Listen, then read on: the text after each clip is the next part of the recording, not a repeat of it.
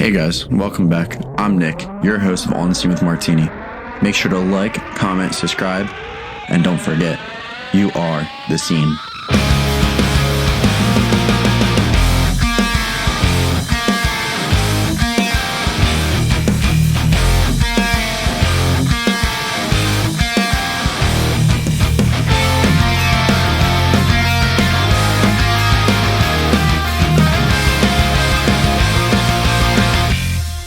Hey, what's up, guys? It's Nick on the scene with Martini. I got Mike from Judge. How you doing, Mike? How you doing? Thank you so much for coming on. Before we get started, I just want to say a quick shout out to Dan from A Day in the Life Records. There will be a ton of links down below. Record store located down in downtown Lancaster, Pennsylvania. Tons of hardcore. He's rooted in the New Jersey culture and goes to a ton of shows in the surrounding areas. So yeah, check it out.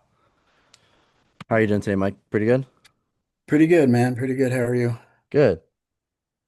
I just want to kind of get started.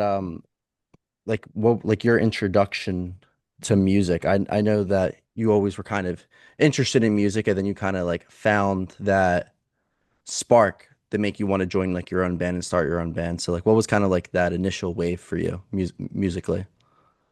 Uh, my my initial thing with music was where I grew up.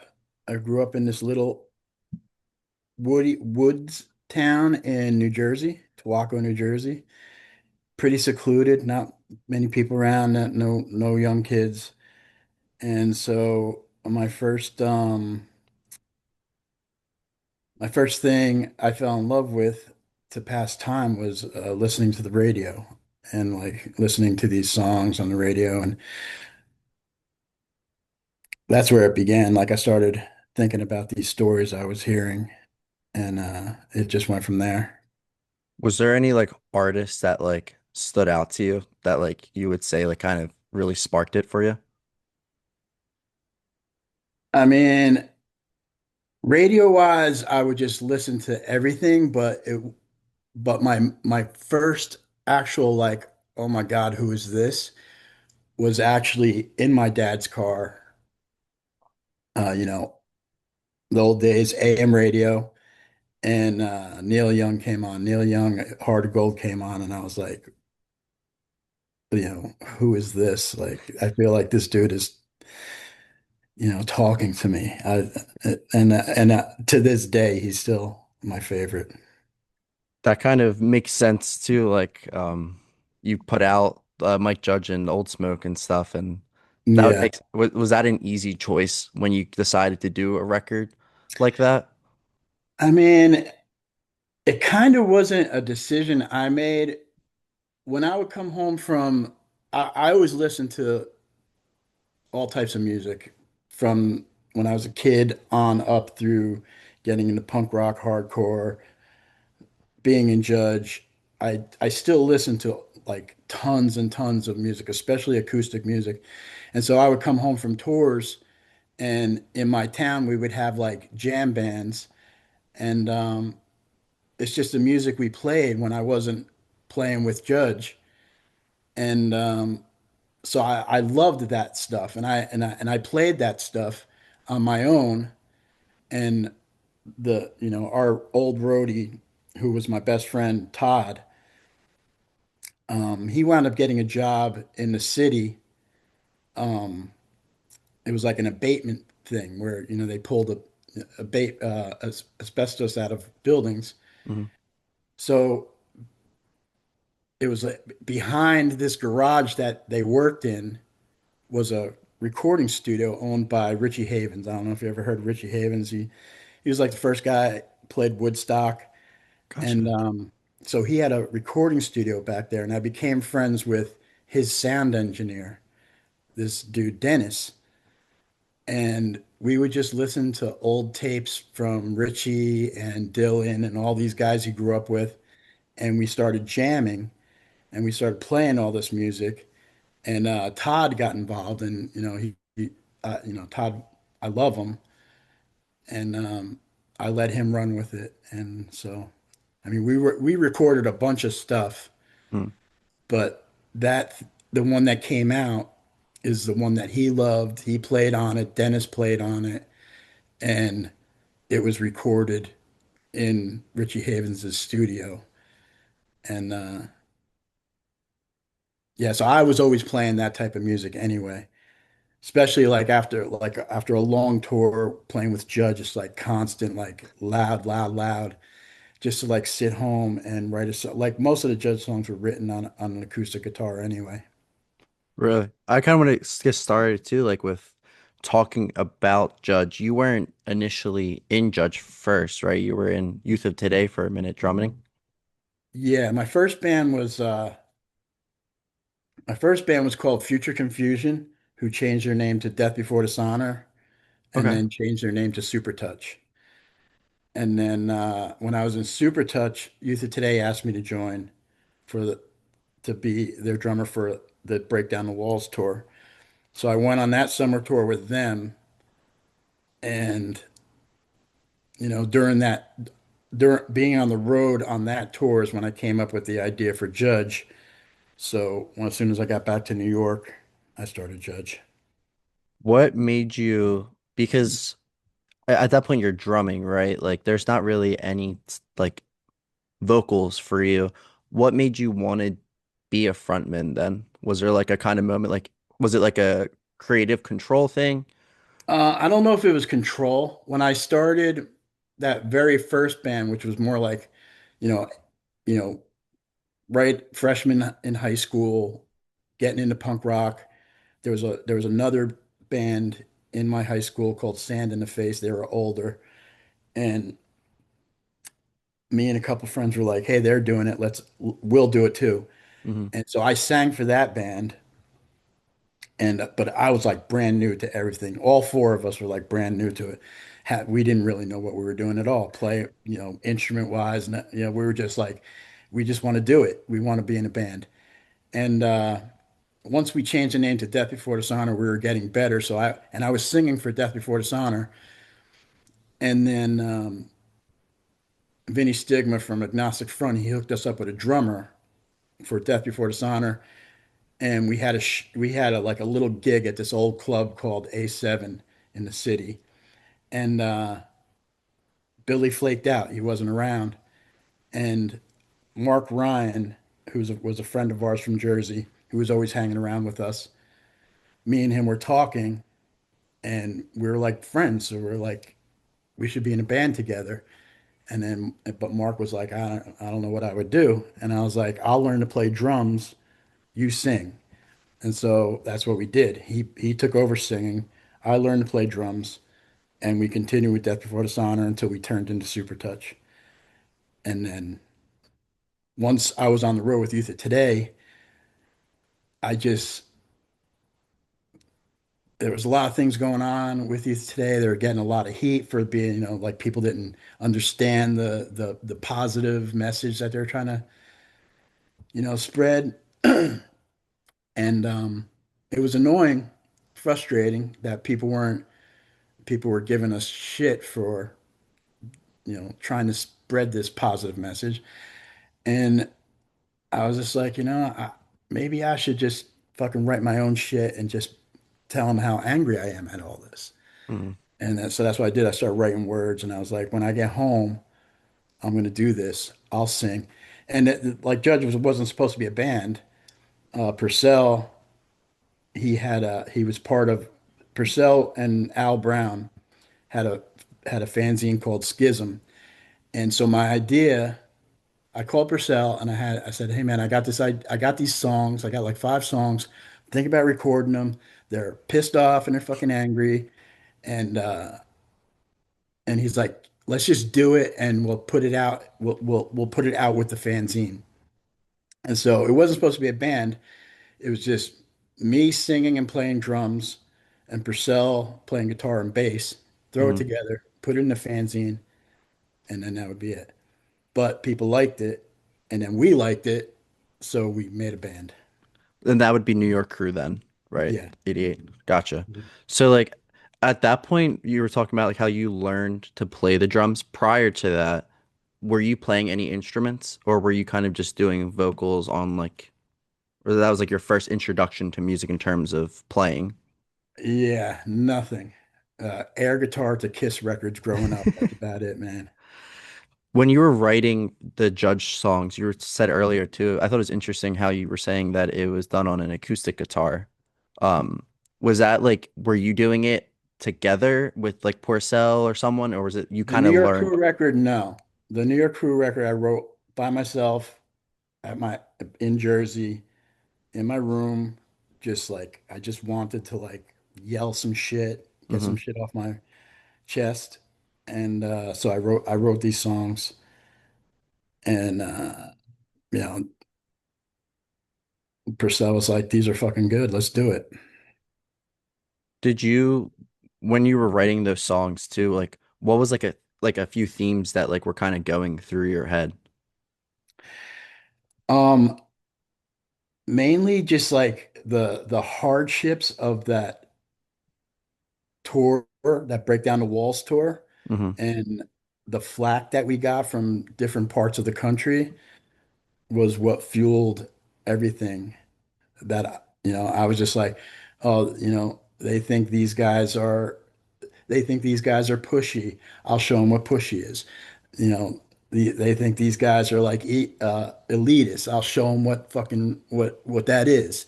I just went out of my way to like amplify everything. There was like, I think too, like a lot of times with like hardcore, there's a lot of like misconception with like the songs that are like actually sung and like create it. Did you ever, is there like a song that you feel the message is kind of like hidden, like for you, or like that people don't really understand what you were trying to say? I think, I mean, on New York Crew, I was pretty straightforward because Yeah. I was pissed off. I think I took I tried to like explain myself more and let more of myself out on when we wrote Bringing It Down. And I think in bringing it on some of the songs on Bringing It Down, um, I was trying to tell people um, what was going on in my head and what happens, growing things that happened to me growing up. But I guess I was like too afraid to actually like say, hey, this is what happened. So I kind of like hinted at it or something. Hmm. I don't know how to explain it. You know, it wasn't like I was trying to be like all artistic and shit. I think I was just like, I want, I want to, I want to use this as a therapy. I want to let this out, but there's a big part of me that doesn't want people to know. So like there was this constant tug of war going Yeah. on. Was Porcell like your introduction to like the New York hardcore scene, or like one of like your first like um best friends or like real friends in the scene? No, I didn't meet Purcell until they moved to New York. I mean, Kappa was from Connecticut and Purcell was from Westchester. And so I didn't even know those guys until 86, 87 when they moved to New York. My first people were like, um, well, besides the handful of kids who were in my school, like the ones who brought me to New York City and who I hung out with, there was a New York band called Cause for Alarm. And those dudes who were older and drove were my initial guys. So that would be like 82 or something. What was like when you got the invitation to play on Youth of Today, like how did that kind of come up in a conversation? Like was it like an audition or anything, or was it kind of just like a luck Yeah, of the draw? I had Okay. to try out. Um, I had those guys knew of us from going up to like especially like if the Agnostic Front, uh, especially if Agnostic Front or the Abused or somebody went to Connecticut or upstate to play, we would we would go up and support. And so I remember going up to the old Anthrax in Connecticut and So some of those guys knew me from there, from then, even though I didn't know them. And so, and then plus now, then I get in Death Before Dishonor. We wind up going to these places to play. So I think they knew of me. And so when they moved to New York, well, yeah, so they moved to New York, and what happens is Mark Ryan again, he's like, there's this really cool band from Connecticut, and they play like old school hardcore and shit because things were like getting like crazy metal at that point in New York City. And Mark was like, "Hey man, there's this band from Connecticut, and they play old school hardcore, and they're playing in Boston. Let's go up there and check them out. They're called Youth of Today." So we go up there, and I fucking love them, right? But I don't know them, but I love them. And then I guess like a couple weeks later, they were playing Philly, and me and Mark and my girlfriend at the time, we drive to go see him in Philly. Mark winds up going back to the city with those guys. I wind up getting into a car accident on the way home, and like, and I'm out of commission for like months because I'm all, my girlfriend was all busted up. I was all busted up. And so by the time I heal and go back into New York, Youth of Today had moved there to the city, and they needed to make a band. Uh, the guys who played on the Break Down the Walls record, Tommy Carroll and shit, they were doing their own band. So uh, I remember I was walking to the Ritz. The Cro-Mags were playing that night, and I was going to the Ritz, and I was walking by St. Mark's Place, and I seen Ray Capo, and he's like, "Hey man, what are you doing? You want to try out for Youth of Today?" And I was like, "Sure." And then when I get to the Ritz, I see Purcell, and he's like, "Hey, I got something to ask you. You want to try out for Youth of Today?" I was like, "Yeah, I just seen Ray. I'm gonna try out." It was like a Wednesday, the following Wednesday or Thursday. So I tried out. Was there any like names that like I don't want to say that we would know, but was there any like other like notable people that you recall trying out as well that like you were up against at all? I don't know. I'm not sure. That was just like a curious question because I remember like just like talking to like I had Sammy on recently and he was also talking about a tryout for like Gorilla Biscuits and he was saying like there was like all these different people that, were fighting for the spot essentially. I mean, there might have been. I never even thought of asking. That's a good question. Maybe I will ask, and if there is, I'll let you know. Uh, I mean, I don't know. I know like I know with my situation at home, things were like a little fucked up, and I was getting ready to try out, and I was listening to the record, the first 7 inch, and I wound up getting kicked out of my house. So all I had was a hi hat and a snare, and so that's what I was practicing on to learn these songs, a hi hat and a snare. So I was like, "Oh, this is gonna suck." And we go to Giant Studio, this old studio in the city, and those dudes don't even all play. It was Craig Ahead from Straight Ahead, and now Sick of It All. He was in the band at the time. He was playing bass, and then Richie from Underdog was in the band.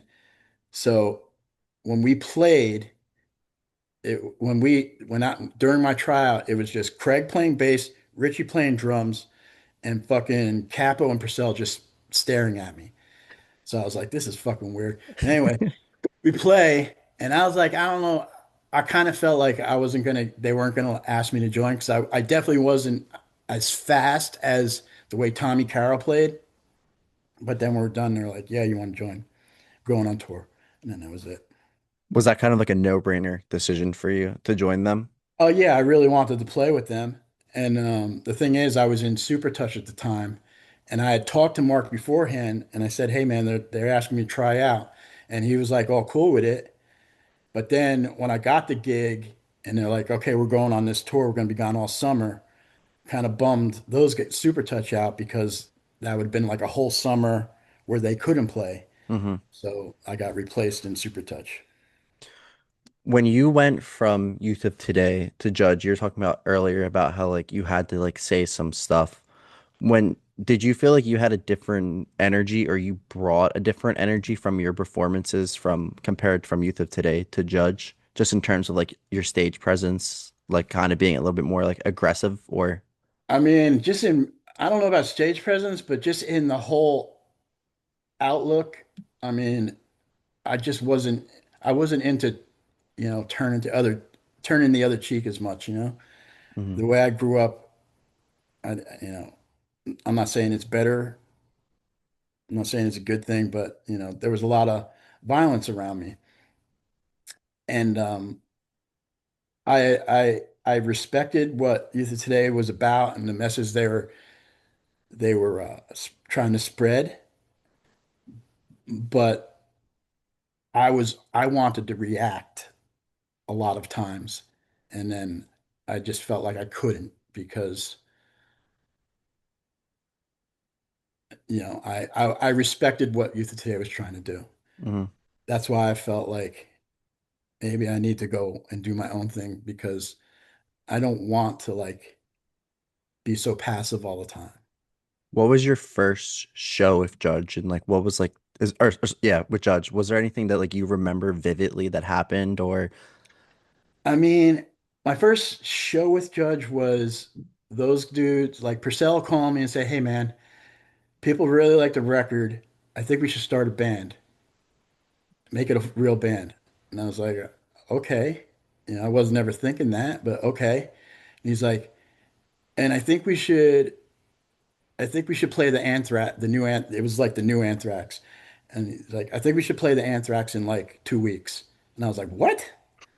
And he's like, "Yeah." And I forget who was the headliner, but it was probably like Side by Side or GB or something. And I was like, "We ain't even got a band, you know?" And he was like, "Don't worry about it. We'll use Jimmy, Jimmy U, who was the old bass player from my first band, Death Before Dishonor, and we'll use Drew from Bold." And that's what we did. I showed up at Don Fury's rehearsal spot, and we just cranked out, learned the 7 inch, and we learned the 7 inch and a Youth of Today song, and that was it. was there like learning those songs? Did you feel that you guys connected? Because I know like there's a good bit of movement in the Judge band itself, like later on, and like with the current lineup of Judge, did you feel like connected, or was that kind of like a wake up call? Like if we're gonna do this a little bit more serious, we need to adjust Well, what we got. I think we knew that Drew wasn't going to be staying in the band because Bold was, doing great. And so once we started, I think we had um, Luke from Gorilla Biscuits. He was in Judge for a minute, but then he was also in Warzone, so it was too much for him. And then Purcell was like, I know Sammy. He's like this he was really a little kid at that time, Yeah. and brought Sammy in, and so that was the solid lineup for a while. It was like a four-piece: me, Purcell, Sammy, and Jimmy U. Sammy was saying like we talked a little bit about Judge, and he was like basically like how he always felt like look like not like it was like one unit. What was it weird playing with the kids so young or like age difference wise, like in the hardcore scene? Not really. I mean, growing up in that scene, I started hanging out when I was like 14, and it's like it was just like a mixed bag of people in New York City, especially back then. Like punk rockers, hardcore skinhead, whatever, young kids, older dudes. It was just like it was great. Yeah. Were you always in like that hardcore realm, or was there ever like a moment that you had like a phase that you were like not like a skinhead, but like anything else, like a metal guy or No, never a metal guy. I mean, I've always from the jump, I have always loved Oi and stuff. Like some of my favorite bands are like the Blitz and Cockney Rejects and stuff like that. Even before I got into Youth of Today and shit. I love the Cockney Rejects. And so I always love that music. And then I get into New York and I fall in love with the New York bands. And so it was great. I heard a lot of that influence in those bands, especially Agnostic Front. What was your first tour with Judge that like was there any like hiccups or anything that I mean, lots of violence. I mean, violence? we seemed to bring out the worst in people back then. Like it was just like kind of what tore the band apart was it felt we were like more like a soundtrack for this big fight that everybody wanted. And it got old quick, especially on long tours where you start feeling like maybe you're to blame for this, some of the words you chose. Hmm. But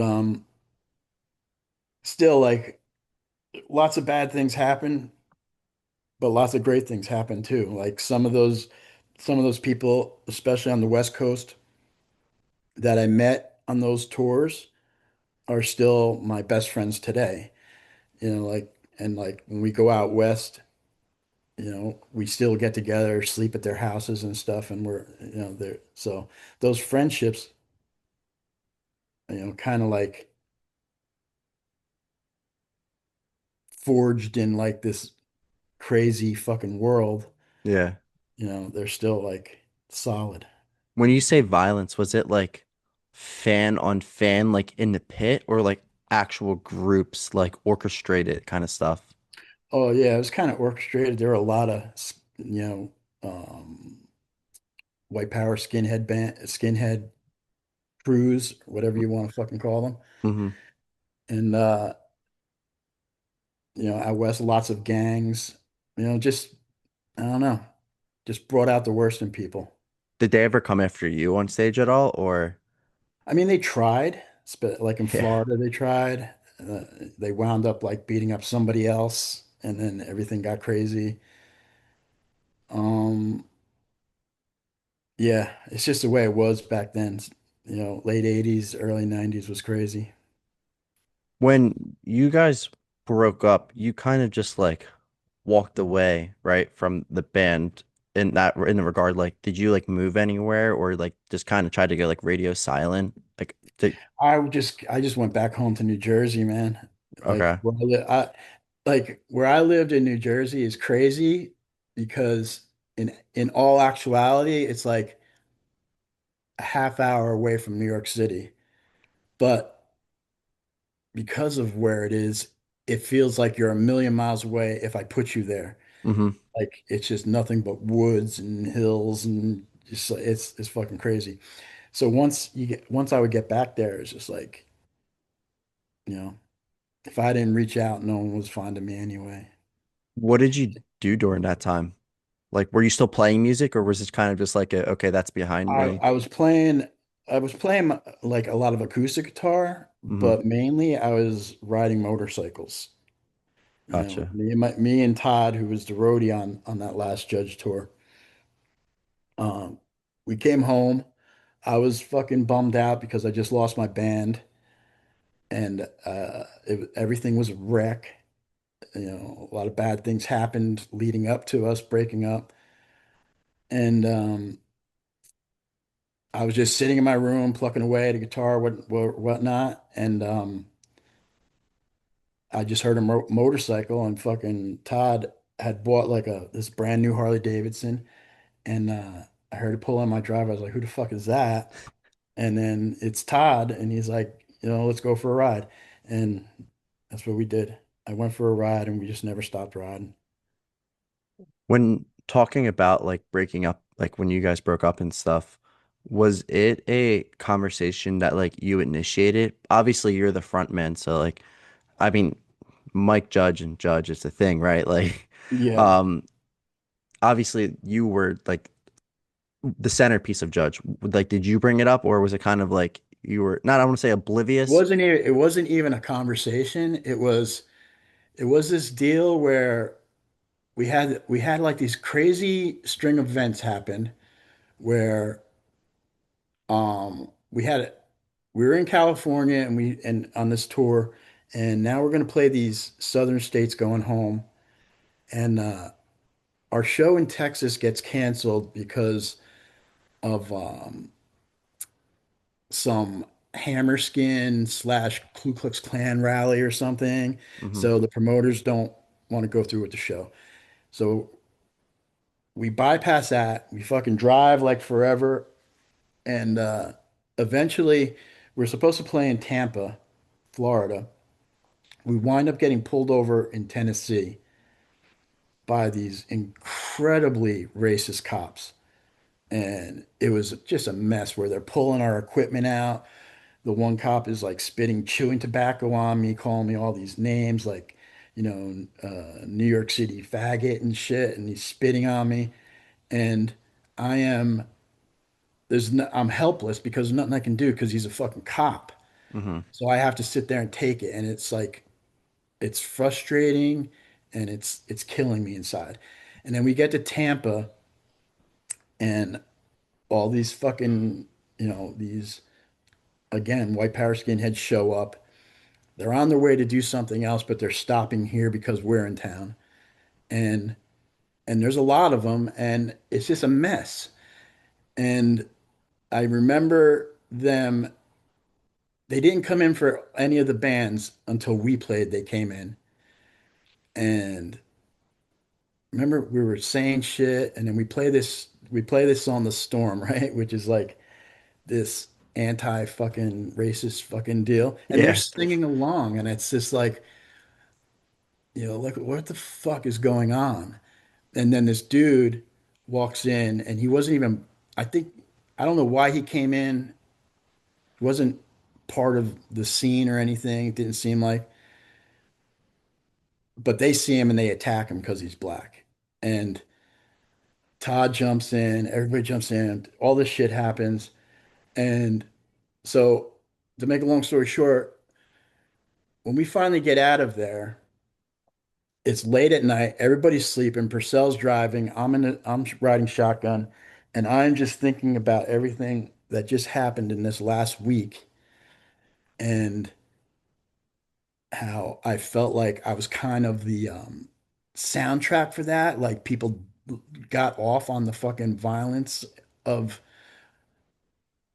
of maybe what I sang about. And so we're driving, and I just told Purcell, I was like, "Hey man, when you drop me off in Jersey, I'm done. It's over for me." And that's what happened. He dropped me off, and then I didn't talk to those guys for I don't even know how long. When you were saying too about like obviously a lot of the songs that I would put in like the 80s and 90s New York hardcore is very like anti-racist and like judges your like your way of telling a message, right?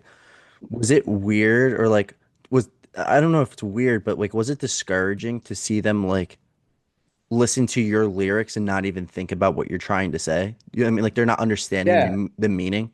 yeah, yeah, exactly. Because I was like, these, like, they don't care what I'm saying. They just care about what they heard about us and that, you know, you can come here and just kill people and we'll be the soundtrack to that fucking whack shit for you. Yeah. Because they didn't care what we were saying. They didn't care what I was saying. And the ones that did, kind of turned on me because bringing it down wasn't as like, you know, aggressive or like, it wasn't like one big, fuck you to everybody where I was like trying to like tell some shit and, people didn't like it. They were like, what the fuck? We want the fucking, fed up guy, like it was Yeah. just, I don't know. It was hard to deal with. I think I wore a lot of blame for it. I blamed myself for a lot of it. Did you what can you kind of take me through because you were talking about how like you don't even know how long it was before you spoke to like the New York guys or like your buddies and stuff from the scene. Can you kind of take me through what prompted the return of Judge? Because also too, I want to preface like a lot of people in this scene are part of multiple bands at a time. Like that's just like a thing. You Yeah. kind of, for the most part, were just Judge. So like Yeah. it wasn't like you like lost Judge and now you're gonna go play drums somewhere else. That wasn't how you did it. Like, what kind of prompted that return for you guys? Another good friend of mine who was like a, a young kid, and so he kind of grew up in town. There was this place in town called Game Town. It was like this old building with that was an arcade, and it was right next to the bus stop to go to the city. So before I could drive, I would take the bus, and then every time I get off the bus, I'd go to the arcade, and I always noticed this little kid there. So as years go by, I'm still, now I'm driving, but I'm still going to the arcade, and I still see this kid, and now he's older, and I see he's like, he's like wearing like Megadeth shirts or whatnot. And I'm like, oh, you like heavy music? Because he did get a job because he lived like right down the block from this place. So he got a job like giving out tokens for the games. And so I was talking to him. I was like, oh, you like heavy music? Um, this is my band, and I had just recorded the New York Crew record at the time. Hmm. I was like, this is my band. Check it out. And so the next day, he's like, he sees me. He's like, holy shit, I love this. He's just like a little kid. So we kind of grew up together. I brought him to his first show. I brought him to this. I brought him to that. Yeah. And so many years later, right, we're still friends. And I forget what year this would be, but the Judge reunion was 2013. So it was probably a couple years before that. Um, Sick of It All, we're playing somewhere, and it was sold out in the city. And so Mike, this kid, he calls me up. He goes, "Is there any way that you can get me into the show, me and my friend into the show?" And I was like, "How could I do that? I haven't talked to these guys in years." He's like, "Please, but please, please, and I'd do anything for him because, I feel like I fucking raised this kid. And so I was like, all right, I'll try. So I take out my fucking phone book deal or whatever I had, and I find Anthony Civarelli, Civ. Hmm. And I was like, what are the chances this is still his number or whatever? So I call it and I was like, hey, is this Anthony? And he's like, yeah, Civ. I go, Civ, I don't know if you remember, my name's Mike. I used to be in a band called Judge or some shit like that. And he's like, get the fuck out of Just here. downplaying it. And so I asked him, I was like, hey man, my friend really wants to get into this Sick of It All show. So me and Civ, we make a deal. He's like, I'll get him into the Sick of It All show, but you have to come see us at uh I don't know if it was a Black and Blue yet, but anyway, Biscuits were playing. He's like, you got to come see us. You got to see how things are. It's not like it was. It's huge now. And I was like, all right, it was weird, but I was like, all right. And so I forget where that was too, but there was like an upstairs. So they he there were like tables upstairs and shit. So he has them like put me upstairs, me and my wife at the time. And so we're watching Biscuits play, and I see all like the place is fucking packed. And I'm like, damn, this is like really fucking crazy how big it got. And the thing that made me go kind of want to do it was Biscuits covered New York Crew. And I seen all these people like singing along. Nobody was hitting each other, nobody was punching each other. They were just all singing. And I was like, I honestly felt like a little jealous, like I Hmm. wanted to do it. And I was like, well, maybe I can do it. And you know And they did that on purpose too. they probably did. And then, the Black and Blue guys, um, catch wind of it, or maybe Civ told them, I don't know, whatever. Civ is to blame for a lot of it because, I'm constantly getting, Civ is constantly getting in touch with me, come to about the Black and Blue guys had a radio show at the time, and he was like, "Come into the city, do come onto the radio." And so and we tell stories and shit, and it was a good time because those were good. Those early New York City days were fucking really. I loved them. I love New York City. I love those early days. I love those bands. I love those people. So telling those stories was great. And then being on those streets again was great. And then the Black and Blue guys are just like, just fucking play the Black and Blue ball. And I was like, eventually I was like thinking to myself, and I was like, yeah, I think I want to do it. But I wanted to do it like low key. Hmm. It's an all day thing. Maybe play like early in the afternoon, fucking just slide in, slide out, like no big deal and shit. But then, it totally caught me by surprise that so many people were just be amped about it. And then they make us the headliner. And I was just like, I don't know if I can do that.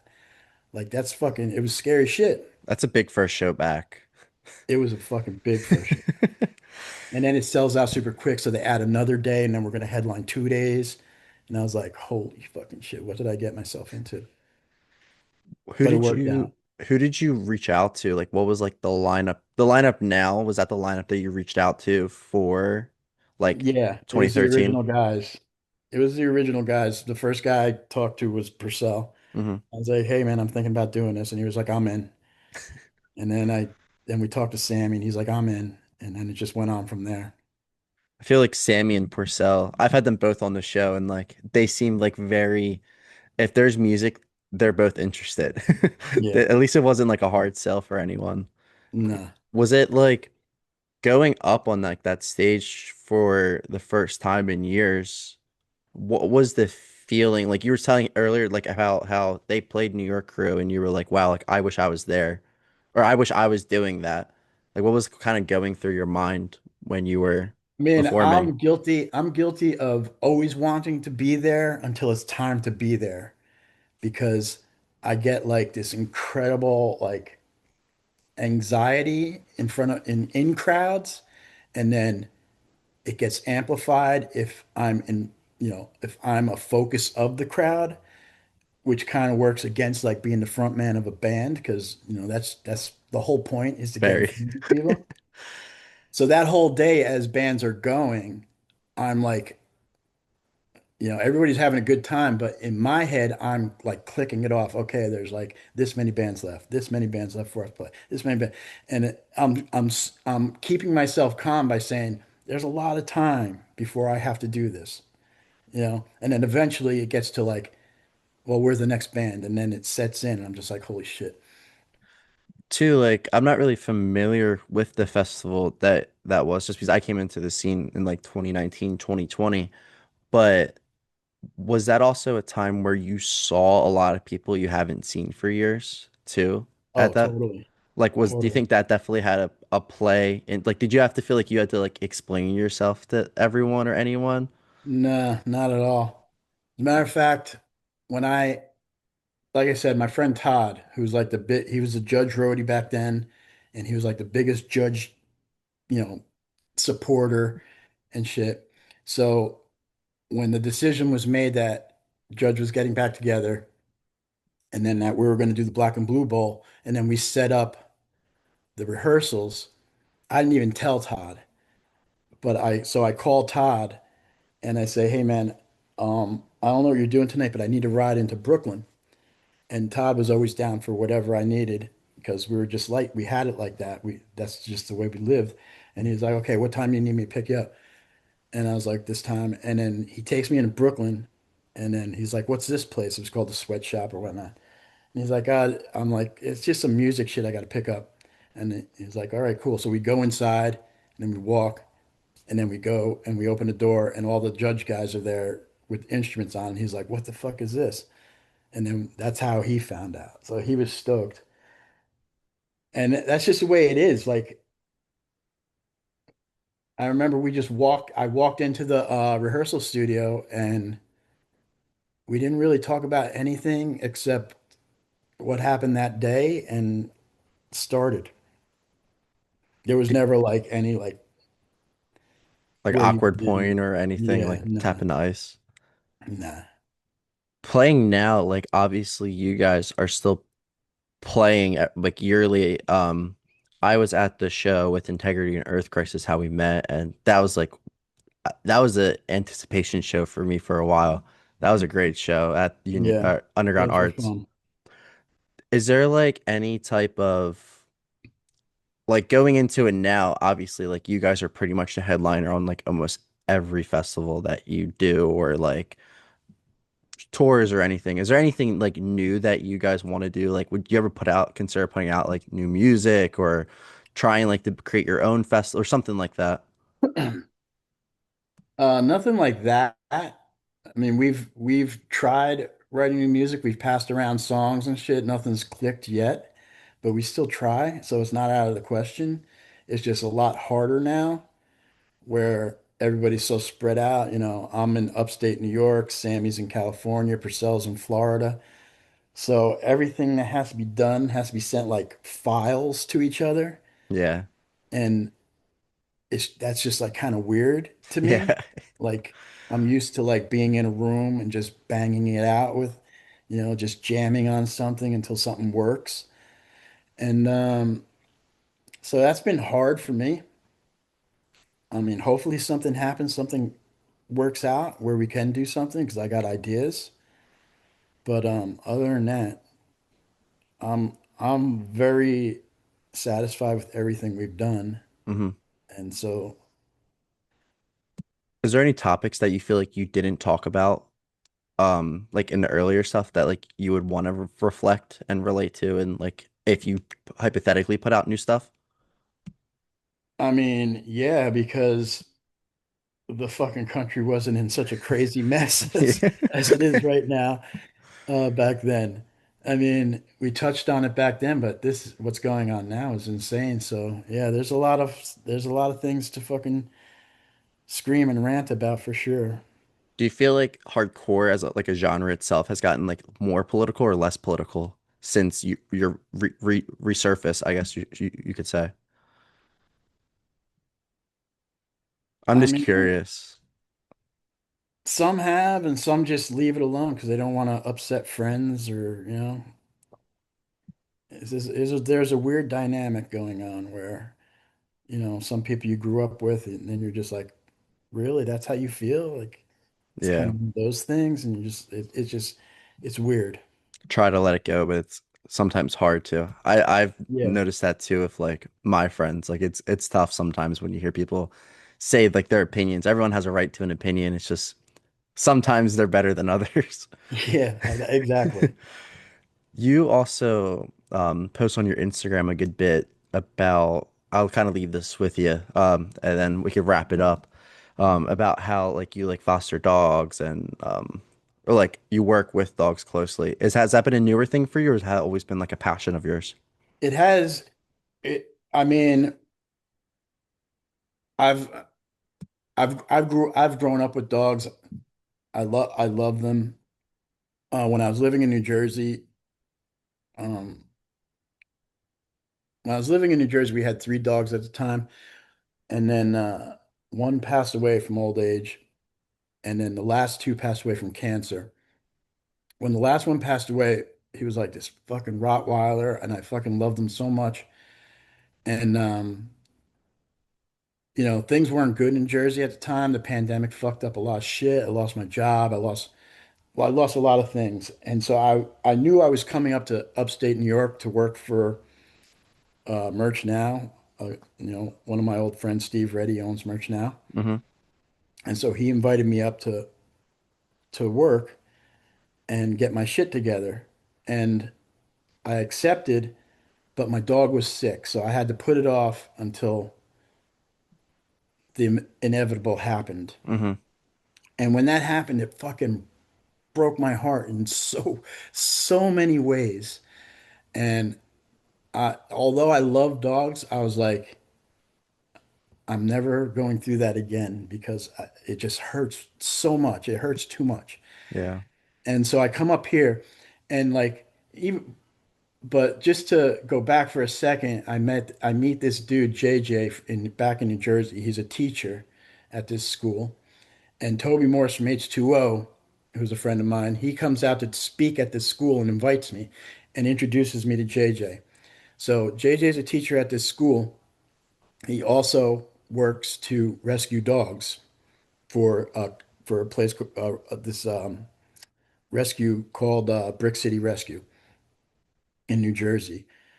And so we become friends, and I'm following him on Instagram, and I'm seeing all the things he does, and I'm just like, I respect it a lot because I grew up in some of these neighborhoods that he goes to help these dogs, and they're not great neighborhoods, and I have mad respect for what he does. And so I'm following him, and I hear a lot about Brick City, so I'm following Brick City.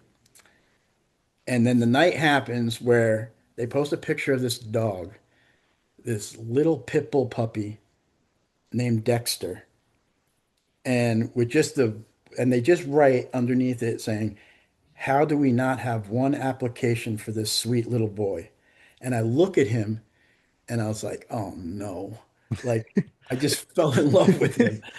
And I live in an apartment where we can't have pets. And I'm just like, I need him. I love him already. And I talk to my apartment. I talk, and we just work out this thing. And then I'm like, JJ, I'll take Dexter. And he's like, what, the foster? I was like, no, no foster. I want him to be mine. And so I get him, and he's just like the greatest little dude. And his story is so sad. Yeah. Like what as a puppy, what he went through is incredibly, it's I can't even think of the person who does this. And and then I come to fucking find out that all these dogs have similar stories.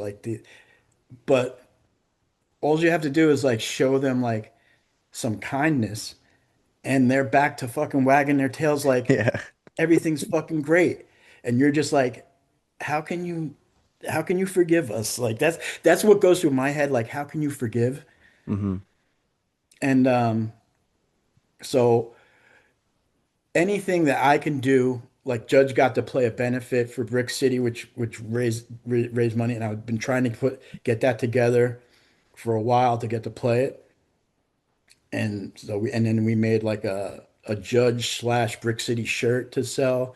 Anything to help them help more of these dogs because I mean, what I They don't mean, deserve it. I ain't got a lot, but my fucking cup is full, man. You know, Yeah. like sometimes I don't even think I deserve what I have. Like, so if I can help at all, I want to help. Do you work day with Brick City still, or is it kind of like a volunteer in your sense that like you help like promote and post and stuff? I just help promote and post whatever they ask. And then sometimes when they need extra help, we'll do like some judge thing with them. Hmm. Whatever they need. I gotcha. They do a lot and so whatever I can do to help. Well, thank you so much, Mike, for joining. I really appreciate it a ton, actually. Thank Um, you for being understanding with not being able to do it last week and oh, not a problem with me. I appreciate it. I know, I don't know that you were. I had like a list of when I first started. I started this back in June, and I had a list of like bands and people I've wanted on it, and you were on the list of eventually I'll get them. So I appreciate it a ton to cross the name off. I appreciate it, brother.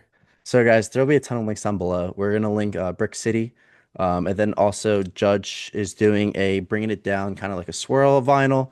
But there'll be a ton of links down below. I don't think there's anything announced yet for shows with you guys, right? There's nothing technically coming up. No, not yet. So stay pending until 2026. I'm sure they'll be in an area near you. And if they're not, just make the trip because I would say this last run with Integrity and Earth Crisis was one of my favorite hardcore shows, and I really appreciated the eclectness of the bill. But yeah, till next time, guys. Peace.